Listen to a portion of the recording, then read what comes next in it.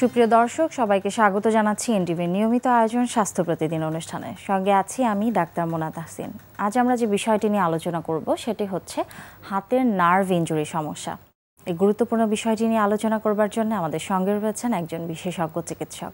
তাহলে চলুন অনুষ্ঠানের শুরুতেই পরিচিত হয়ে নেই আমাদের আজকের অতিথির সাথে।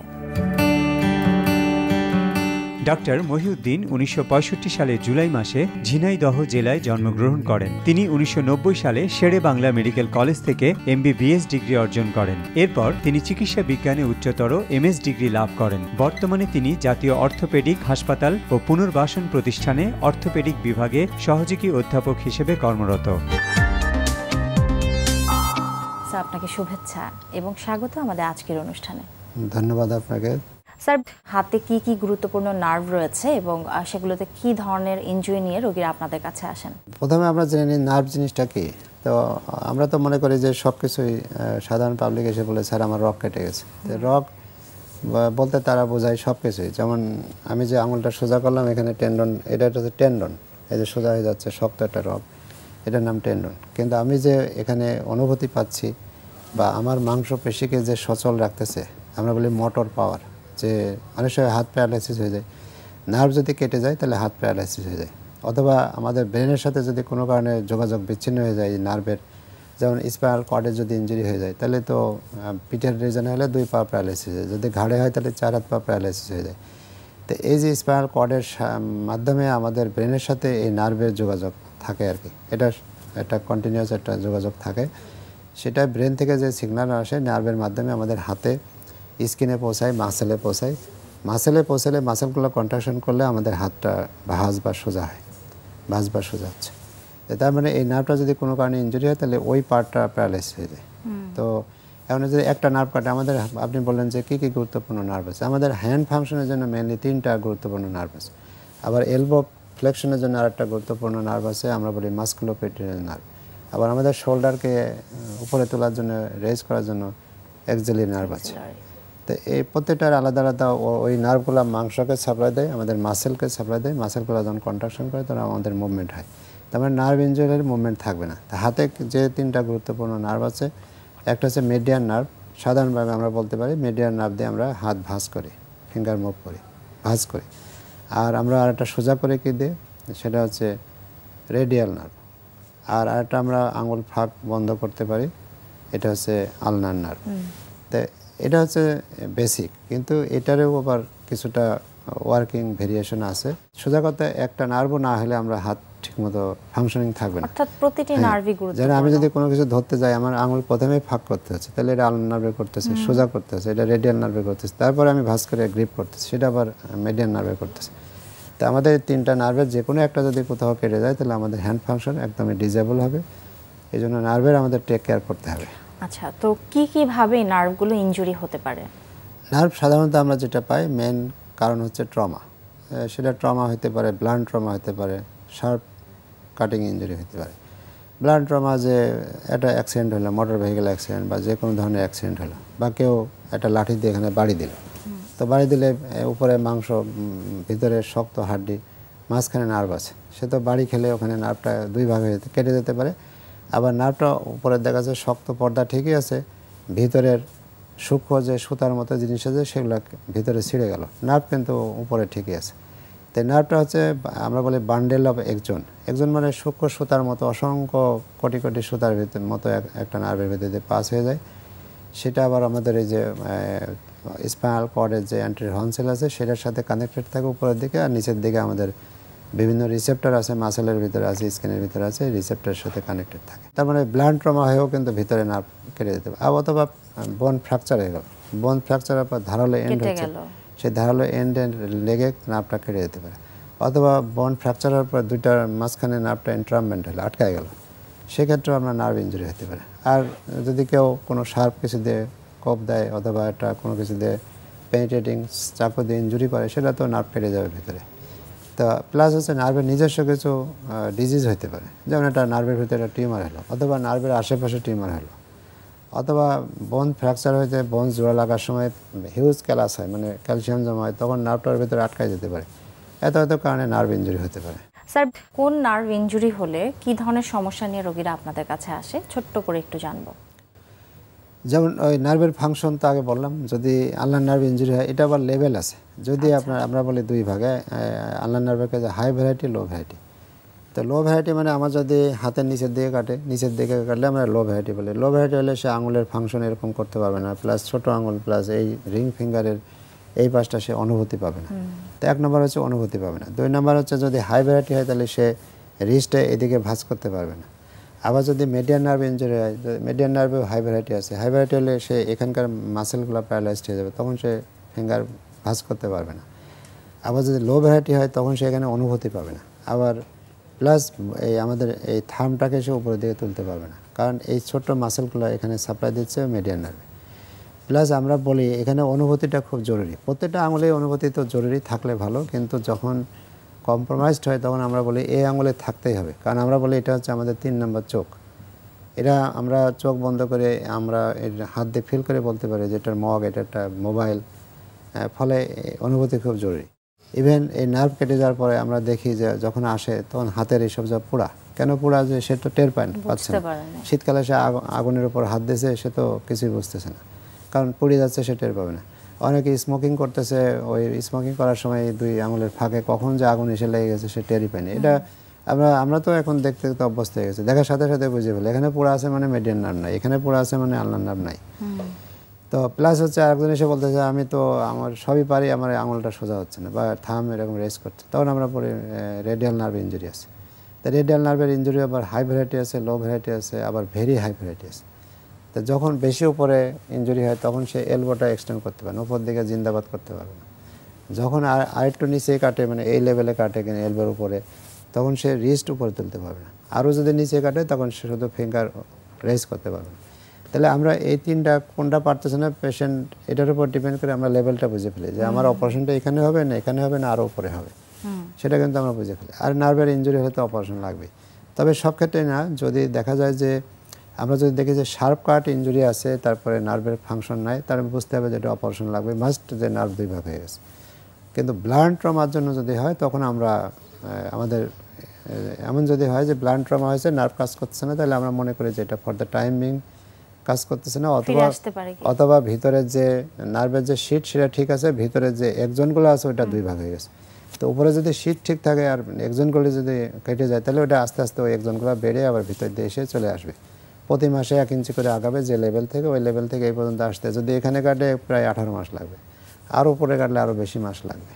তো আমরা যেমন জানি স্কিন বা মাসল যদি কাট হয় এটা আবার হিল হয়ে যায়, এর নিজস্ব একটা প্রসেস আছে। তো নার্ভাস সিস্টেমের ব্যাপারটা কিরকম? অনেকেইভাবে একবার হয়ে গেলে আর হয়তো ঠিক হবে না। না, নার্ভ কেটে গেলে আমরা যদি মুখোমুখি দিতে পারি তাহলে হিল হবে। কেটে যাওয়ার পর তো বেশিরভাগ ক্ষেত্রে মুখোমুখি থাকে না, যেমন বোনসও তো হিল হয়, কিন্তু আমরা আমাদের কাছে পজিশনিং বা রিপজিশনিং সঠিক অ্যানাটমিক্যাল পজিশনে করে দিলে সে অ্যানাটমিক্যাল পজিশনে হিল হবে। হিল টিল কোনো ডাক্তার বা কোনো কবিরাজে করে না, সব কিছু হয় অটোমেটিক্যালি হয়। আমাদের সৃষ্টিকর্তা হয়তো তো শরীর তৈরি করছে, বোনস অটোমেটিক্যালি হিল হয়। আমরা নার্ভটাও আমরা হিল করি না, আমরা নার্ভটা শুধু মুখোমুখি দিয়ে দিই। মুখোমুখি না দিলে কার সাথে কার হিল কানেকশন করে দেওয়া আছে এক্স্যাক্টলি, যে এবং সেই কানেকশনটা অ্যাপ্রোপ্রিয়েট হতে হবে।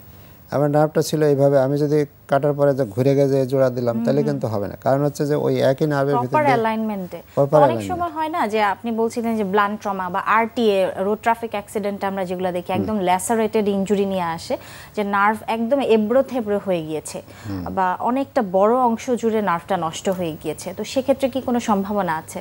হ্যাঁ, সেক্ষেত্রে অবশ্যই সম্ভাবনা আছে। সেক্ষেত্রে যদি সেগমেন্টাল লস হয় অনেক সময়, আপনি যেটা বললেন, প্লাস হচ্ছে যে এটা সেগমেন্ট এতই ইনজুরি হলো যে ওটা repair beyond the scope of any kind of repair, in that case আমরা ওখানে নার্ভ গ্রাফট দিতে পারি। যেমন কিছু লেস ইম্পর্টেন্ট নার্ভ আছে, যেমন আমাদের পায়ে সোরাল নার্ভ আছে, এটা অনেকটা লম্বা, সেই সোরাল নার্ভটা আমরা পুরোটা হারভেস্ট করে নিয়ে আসি, ওখান থেকে নিয়ে এসে এখানে আমরা যদি সাপোজ 2 ইঞ্চি গ্যাপ হয়েছে বা 5 সেন্টিমিটার, 6 সেন্টিমিটার, 4 সেন্টিমিটার, তাহলে আমরা ওই গ্যাপ অনুযায়ী ওই সোরাল নার্ভকে সেগমেন্ট করে কাটি। আমরা যদি মিডিয়ান নার্ভ, একটা মোটা নার্ভ, এখানে আমরা চেষ্টা করি 4টা কেবল দিতে, মানে 4টা ভাঁজ, কারণ এটা তো মিডিয়ান নার্ভ অনেক মোটা, সোরাল নার্ভ তো অনেক চিকন, ওকে মাঝখানে নিয়ে এসে জোড়া দিলে তো কাজ হবে না, এই জন্য 4টা সেগমেন্ট দিতে হবে, মাঝখানে সোজা 4টা গ্রাফট, 4টা কেবল আর কি। তো 4টা দিয়ে এই মাথায় জোড়া দিলে তখন এবার এখান থেকে বেড়ে ভিতর দিয়ে এটা রেস্টোর করে। তো এটারও একটা লিমিটেশন আছে, যেমন অল্প যদি হয় তাহলে আমরা নার্ভকে মোবিলাইজ করি প্রথমে, 1-2 সেন্টিমিটার হলে আমরা নার্ভকে মোবিলাইজ করলে মুখোমুখি এসে যাবে, তখন জোড়া দিতে পারি। অথবা আমরা নিয়ার বাই জয়েন্ট ফ্লেকশন করতে পারি, ফ্লেকশন মানে ভাঁজ করে ওটা জোড়া দিতে পারি। সেটা একটা লিমিটেশন আছে যে বেশি ফ্লেকশন করে জোড়া দিলে পরবর্তীতে ভিতরে আবার ছিঁড়ে যেতে পারে যখন সে হাত সোজা করবে। তো এটা হচ্ছে যে টেনশন ফ্রি অবস্থায় জোড়া দিতে হবে। আবার আমি ওই নার্ভের কেবল গ্রাফ দিলাম, সেই গ্রাফটার লেন্থ যদি আবার মোর দ্যান 10 সেন্টিমিটার হয় তাহলে এটা কাজ করবে না। তো সেসব ক্ষেত্রেও কিছু অল্টারনেটিভ আছে, যেমন আমাদের রেডিয়াল নার্ভ যদি ওরকম বেশি ড্যামেজ হয় অথবা অনেক পরে আমার কাছে পেশেন্ট আসলো যে তখন নার্ভ জোড়া দিলেও ওই পরিমাণ কাজ হবে না, কারণ এর যে ক্রিটিক্যাল টাইম অফ ডিলে আছে, এগুলো আরও জটিল কথা। যাই হোক, আমি যদি দেখি যে more than 10 centimetre segmental loss আছে রেডিয়াল নার্ভে, সেক্ষেত্রে আমি ওই নার্ভ গুড বাই দিয়ে আমরা টেন্ডন ট্রান্সফার করি। সাপোজ রেডিয়াল নার্ভ এখানে ড্যামেজ হয়েছে এবং মোর দ্যান 10 সেন্টিমিটার লস হয়েছে, সেগমেন্টাল লস, সেক্ষেত্রে তো আমি জোড়া দিতে পারতেছি না অথবা কেবল গ্রাফট করতে পারতেছি না। সেক্ষেত্রে আমি করবো কি, আমার 2টা নার্ভ ঠিক আছে, আলনার নার্ভ ঠিক আছে, মিডিয়ান নার্ভ ঠিক আছে, তাহলে আমার হ্যান্ডের সামনে, ফোরআর্মের সামনে যে মাসেলগুলো, টেন্ডনগুলো, এগুলো অ্যাক্টিভ আছে। তখন আমরা এখান থেকে কিছু টেন্ডন বড় করে মানে ধার নিয়ে আমরা পিছনে দিতে পারি। স্যার, দেখা যায় অনেক বড় একটা সেগমেন্টাল যদি নার্ভ লস হয় সেক্ষেত্রে সেই নার্ভকে অনেক সময় বাদ দিতে হয়। স্যার, নার্ভটি যদি বাদ চলে যায় তো তার ফাংশনের কি হবে? আমাদের হ্যান্ড ফাংশন ফিরে আনার জন্য বা ওই লিম্বের ফাংশন ফিরে আনার জন্য আমরা টেন্ডন ট্রান্সফার করতে পারি। আচ্ছা, টেন্ডন ট্রান্সফার মানে হচ্ছে যে আমি এই পাশের টেন্ডন তো ইনঅ্যাক্টিভ হয়ে গেছে, সব যেহেতু নার্ভ নাই ও সব প্যারালাইজড হয়ে গেছে, তাহলে ওই টেন্ডন ওই মাসেলকে আমরা বাদ দিয়ে আমরা সামনে থেকে কিছু লেস ইম্পর্টেন্ট মাসেল আছে, সবগুলাই ইম্পর্টেন্ট, কিন্তু আমার হ্যান্ডের এই ফাংশন ঠিক রেখেও আমরা কিছু মাসেল নিতে পারি। যেমন এখানে একটা পামারিস লঙ্গাস মাসেল আছে, সেই মাসেলের কাজ তেমন নাই, এটা নিয়ে আমরা পিছনে ঘোরায় যদি আমরা থামের সাথে লাগাই দিই তখন থাম সোজা হবে, তাহলে এটা হচ্ছিল না, হলো এখন। প্লাস হচ্ছে এখানে আমরা আরেকটা মাসেল আছে, আমরা বলে এফসিও, ফ্লেক্সর কার্পি আলনারিস, এই মাসেলটাকে আমরা পিছনে ঘোরায় নিয়ে আমরা এখানে যতগুলো টেন্ডন আছে পিছনে প্রত্যেকটা আঙুলের আমরা বলে এক্সটেন্সর ডিজিটাম কমিউনিস, এই 4টা টেন্ডনের সাথে আমরা ওই মাসেলটার টেন্ডনটা কানেকশন দিতে পারি। সেটা নির্দিষ্ট প্রোটোকল আছে, নির্দিষ্ট টেনশন মেনটেন করে কানেকশন দিতে হবে। একটি নার্ভের কাজ আরেকটি নার্ভের উপর আমরা দিয়ে দিচ্ছি, তখন আবার সে ফিঙ্গার সোজা করতে পারবে, রিস্ট সোজা করতে পারবে, থাম আপ করতে পারবে। স্যার, নার্ভের কাজগুলো আপনারা করছেন, তো এই ক্ষেত্রে কি ধরনের আউটকাম দেখতে পাচ্ছেন বা রোগীরা কতটা উপকৃত হচ্ছেন? নার্ভের আউটকাম তো এক্সিলেন্ট যদি সময় মতো হয় এবং যদি এটা নির্দিষ্ট লেভেলে কাটে। যদি ভেরি হাই হয় কাটাটা, যত উপরে যায় ততটা রেজাল্ট খারাপ, যত নিচের দিকে কাটে তত রেজাল্ট ভালো। কারণ কি, কারণ আমি এখানে নার্ভটা জোড়া দেওয়ার পরের দিনই কিন্তু ইলেকট্রিক তারের মতো সঙ্গে সঙ্গে খবর হয়ে যাচ্ছে না। যখন আমি জোড়াটা দিচ্ছি সাপোজ এই লেভেলে, এখান থেকে আমার প্রথম 3 সপ্তাহ কোনো রেসপন্সই হবে না, 3 সপ্তাহ পরে ভিতর দিয়ে একজনগুলো আগাতে থাকবে।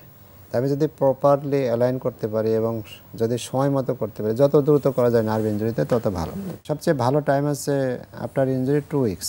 2 উইকস হচ্ছে সবচেয়ে ভালো টাইম, কারণ হচ্ছে আমি 2 উইক্সের আগেও দিতে পারি, কিন্তু 2 উইক্সের টাইম ভালো এই কারণে যে ওই সময় নার্ভের যে শিটটা থাকে এটা ঠিক হয় এবং আমি যে স্টিচটা করতেছি বা রাউন্ডটা রিপেয়ার করতেছি সেটা স্টেবল হয়, ভালো করে ধরা যায় আর কি, এবং নার্ভটা ঠিকঠাক মতো করা যায়। তা যদি প্রপারলি অ্যালাইন করে নার্ভ জোড়া দেওয়া যায় এবং এটা যদি লো ভ্যারাইটি হয়, অলওয়েজ গুড ফাংশন। কারণ হচ্ছে যে এখানে জোড়া দেওয়ার পরে আমার প্রতি মাসে আবার 1 ইঞ্চি করে আগাবে, তা আমি যদি এখানে জোড়া দিই, এখানে আসতে যদি 8 মাস 9 মাস সময় নেই, তাহলে এটা ভালো কাজ হবে। কিন্তু পেশেন্ট যদি আমার 18 মাস পরে আসে তাহলে এটা ভালো হবে না। কারণ হচ্ছে যে এই নার্ভটা যার সাথে এখানে রিসেপ্টর আছে, রিসেপ্টরের সাথে কানেক্ট করবে, সেই রিসেপ্টরের আয়ু আবার 2 বছর, টোটাল 2 বছর। তো আমি সে যে 18 মাস পরে আসছে, আমি এখানে জোড়া দিলাম, এখান থেকে আরো যেতে 9 মাস সময় লাগবে। 9 আর ওই যে 18 মাস যোগ করে যদি 24-এর বেশি হয়ে যায় তাহলে কাজ হবে না। ওই জন্য টাইমটা খুব ভ্যালুয়েবল। স্যার, আমাদের অনুষ্ঠানের একটি নিয়মিত সেগমেন্ট হচ্ছে আমরা বিভিন্ন খাদ্যের পুষ্টি গুণাগুণ আমাদের দর্শকদের দেখিয়ে থাকি, সেটি এখন দেখে আসবো। প্রিয় দর্শক, দেখছেন স্বাস্থ্য প্রতিদিন অনুষ্ঠানে। এ পর্যায়ে চলুন দেখে নেওয়া যাক খাদ্যের বিভিন্ন পুষ্টি গুণাগুণ সম্পর্কে আমাদের পুষ্টিবিদের কাছ থেকে। আমাদের দেশের সবথেকে গুরুত্বপূর্ণ নেগলেক্টিং একটা বয়স হচ্ছে বয়স্করা।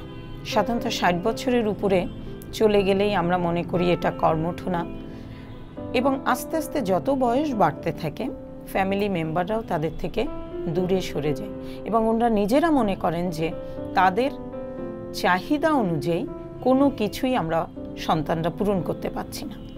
এই বয়সে আর একটা বড় জিনিস হচ্ছে, একটা মানুষের শরীরের যে চাহিদা, খাবারের যে চাহিদা এবং খাবার খাওয়ার পরে হজমের যে ধারাবাহিকতা, এটাই কিছুটা ঘাটতি থাকে।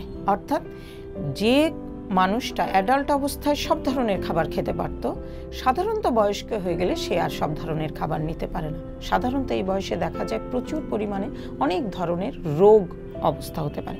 কারো ডায়াবেটিস হতে পারে, হার্টের সমস্যা হতে পারে, প্রেশার হতে পারে, স্টোমাকের কিছু সমস্যা হতে পারে। খাবার খেলে বমি হয়, খাবার খেলে অরুচি হয়, খাবারটা নিতে পারে না, অরুচি থাকে, আইবিএস অর্থাৎ ইরিটেবল বাউল সিনড্রোম, কিছু গ্যাস্ট্রোইন্টেস্টাইনাল প্রবলেম থাকে। এই বিষয়গুলোর দিকে কনসিডার করেই বয়স্কদের অর্থাৎ জেরিয়েটিক ডায়েটটা খুব ইম্পর্ট্যান্ট। এমনভাবে করতে হবে যে খাবার ওনার সারাদিনের যে ক্যালোরি সেই চাহিদা পূরণ করতে হবে এবং খাবারটা হতে হবে যতটা সম্ভব অল্পতেই ওনার শরীর গ্রহণ করতে পারে, ডাইজেস্ট করতে পারে, অ্যাবজর্ব করতে পারে, অর্থাৎ সহজপাচ্য। তার মানে কম মশলার, কম গুরুপাক, স্বাভাবিক খাবার, কিন্তু ওনার পছন্দ অনুযায়ী খাবারটা হতে হবে। তবে হ্যাঁ, তার রোগ অনুযায়ী, তার রিপোর্টস অনুযায়ী যে খাবার তাকে নিষেধ করা, ধরেন একজনের ডায়াবেটিস আছে, তিনি মিষ্টি খেতে পারবেন না, তো তাকে মিষ্টিটা বাদ দিয়ে তার পছন্দ মতো অন্য যে কোনো খাবার দিতে হবে। তবে এই বয়সে শরীরে ফ্যাট ডিপোজিশনের রেটটা খুব বেশি থাকে, যার কারণে স্যাচুরেটেড ফ্যাট যেমন খাসি গরুর মাংস, ঘি, বাটার, মায়োনেজ, মার্জারিন, প্রেশার যদি বেশি থাকে চিজ, পনির, সল্ট জাতীয় খাবারগুলো একদম বাদ দেওয়া উচিত। সাধারণ ক্ষেত্রে অল্প অল্প করে, তাদের ক্ষেত্রে পার্সন অনুযায়ী 2 থেকে 2.5 ঘন্টা পর পর অল্প অল্প করে দিনে যদি 7 থেকে 8 বার খেতে দেওয়া যায়, তাহলে তাদের স্টোমাকটাও সেফ থাকে, খুব ধারাবাহিকভাবে যে খাবারটা সে নিচ্ছে সেই খাবারটা হজম হয়ে আসতে পারে। এবং এভাবে যদি আমরা পরিবারের অন্যান্যরা, বাবা মা বা এই বয়স্কদের প্রতি একটু খেয়াল নেই, তাহলে তাদের স্বাস্থ্যও ভালো থাকবে, ওনারা কর্মঠ থাকবে এবং সবচেয়ে ভালো, আপনি যদি প্রতিদিনের চাহিদা পূরণ করতে পারেন, তার রোগ এবং রিপোর্ট ঠিক রাখতে পারেন, তাহলে খুব সহজেই একটা বয়স্ক মানুষ বিছানায় পড়ে যায় না। স্যার, নার্ভ ইনজুরির অপারেশনগুলো করবার পরে আপনি বলছিলেন একটা দীর্ঘ সময় পাড়ি দিতে হতে পারে, বিভিন্ন ইনজুরির ক্ষেত্রে সেটি বিভিন্ন রকম। তো স্যার, রোগীদের অ্যাডভাইস কি থাকবে বা কি পরামর্শ দিতে চাইবেন? রোগীদের আগে কাউন্সেলিং করতে হবে যে নার্ভ ইনজুরির পরপরই তো ফাংশন ফিরে আসবে না, তবে এক সময় ফিরে আসবে, নির্দিষ্ট সময় পরে, যতটা দূরে কাটছে অতদিন সময় পরে। এটা 2 নম্বর হচ্ছে যে আমরা 3 সপ্তাহ পর্যন্ত সাধারণত ইমোবিলাইজ করে রাখি, কারণ আমরা ধরে নিই যে সফট টিস্যু, নার্ভ তো এক ধরনের soft tissue heal by 3 weeks, 3 সপ্তাহের ভিতরে এটা জোড়া লেগে যাবে। তারপরে আমরা হ্যান্ডের মুভমেন্ট দেব। সেই মুভমেন্টটা যদি নার্ভের উপর যাতে স্ট্রেস না পড়ে, সেইভাবে এক একটার ক্ষেত্রে এক এক রকম নিয়ম আছে, সেগুলো তাকে অ্যালার্ট করতে হবে। প্লাস হচ্ছে যে এমনভাবে আমরা এই ক্ষেত্রেও তো প্লাস্টার দিয়ে রাখি 3 সপ্তাহ, সেটাও আবার ওই হ্যান্ডের ফাংশনাল পজিশনে দিতে হবে, নাহলে এখানে আবার হ্যান্ড স্টিফ হয়ে যাবে। যে কাজে নার্ভ ঠিক হচ্ছে, এদিকে সব জয়েন্ট স্টিফ হয়ে গেলো, সেগুলো যাতে না হয় সেগুলো তাকে নির্দিষ্ট পরিমাণ এক্সারসাইজ দিতে হবে। প্লাস হচ্ছে আমরা যে 3 সপ্তাহ পরে আমরা যে হ্যান্ড ফ্রি করে দেবো, তারপরেও কিছু প্রোটোকল আছে, সেগুলো ব্যায়াম করবে এবং আস্তে আস্তে ফিরে আসবে। প্লাস এই নার্ভকে হিলিং প্লাস নার্ভের যে রিজেনারেশন, সেটা এটাকে এক্সাজারেট করার জন্য আমরা এক ধরনের মেডিসিন দিই। আচ্ছা, সেটা বেশিরভাগই ভিটামিনস, এগুলো দিলে অর্থাৎ এক্ষেত্রে অবশ্যই চিকিৎসকের পরামর্শ অনুযায়ী যদি নিয়মকানুন মেলে জীবন আচরণ আসলে পরিলক্ষিত করা যায়, তো সেক্ষেত্রে অনেকটাই ভালো হবার সম্ভাবনা আছে। অবশ্যই। অনেক অনেক ধন্যবাদ আমাদের অনুষ্ঠানে আসবার জন্য। ধন্যবাদ আপনাকেও এবং দর্শক মণ্ডলীকে ধন্যবাদ।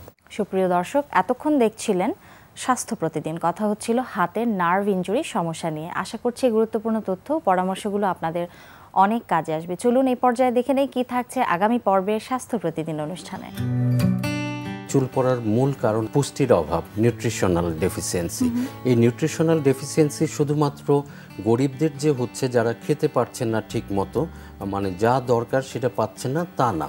আজকাল আমি দেখতে পাচ্ছি খুব অ্যাফ্লুয়েন্ট সোসাইটি, যে খাওয়া দাওয়া সব কিছুই রিচ, তাদেরও চুল পড়ছে। এটা হচ্ছে আসলে ব্যালেন্স ডায়েটটা নাই।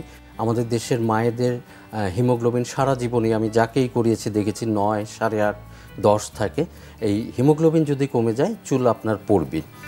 বিশ্বের যে কোনো প্রান্ত থেকে যে কোনো সময় আপনাদের প্রিয় অনুষ্ঠান স্বাস্থ্য প্রতিদিন দেখতে ভিজিট করুন আমাদের পূর্ণাঙ্গ ওয়েব পোর্টাল www.ntvbd.com এছাড়াও এনটিভি জনপ্রিয় সব অনুষ্ঠান ও খবরের আপডেট পেতে ভিজিট করুন আমাদের ইউটিউব ও ভেরিফাইড ফেসবুক পেজে। আজ এখানে বিদায় নিচ্ছে, আবারও দেখা হবে। সে পর্যন্ত সবাই ভালো থাকুন, সুস্থ থাকুন। আল্লাহ হাফেজ।